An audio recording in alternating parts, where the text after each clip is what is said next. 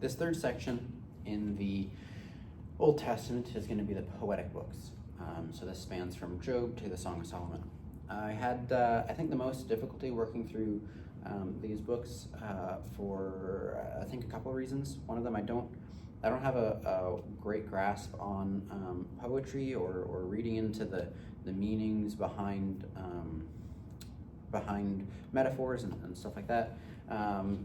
And I think the other reason is you should be taken in smaller pieces and meditated on, digested more.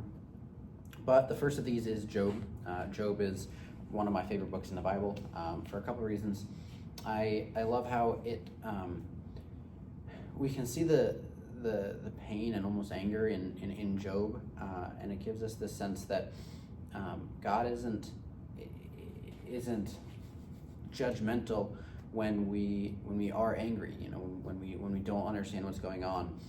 Sure, He'll come down and put us in our place, but it's not a sin to be confused, and I think, and it's not a sin to just sit in silence.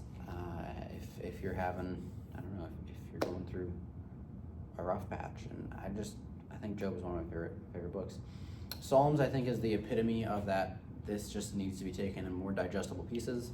I think the best way to do this is, I know Psalms progresses through David's life, and you can read them in a way that aligns with David's story more chronologically, and I think that should be the way to read them. I think it's really rough to try to read them that many in one sitting. Proverbs were an interesting read.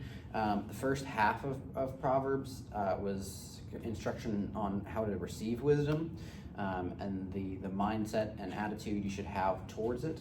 And then the second half is basically what you would think from the word Proverbs, right? It's kind of like Pascal's Pensées, where it's these statements or sayings that are wise, sound advice. I also think this should be done more in bite-sized pieces, but it was more digestible than the Psalms in huge groups.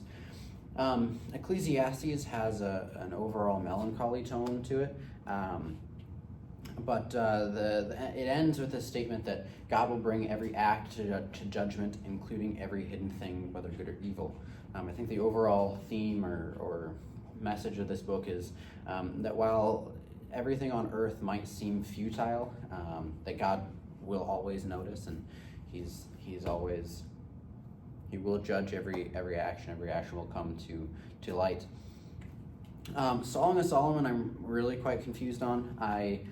It seems like it's just a story of love between a man and a woman. I'm sure there's more to this, but I don't really see it.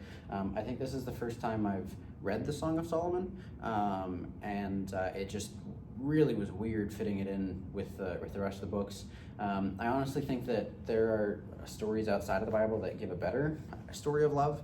I think the things that come to mind are like the Berry Patch by Wallace Stegner, or Jonquil for Mary Penn by Wendell Berry. But again, I know there's something I'm missing there. I can't. That was a confusing one for me, and for the first time reading it, it was interesting.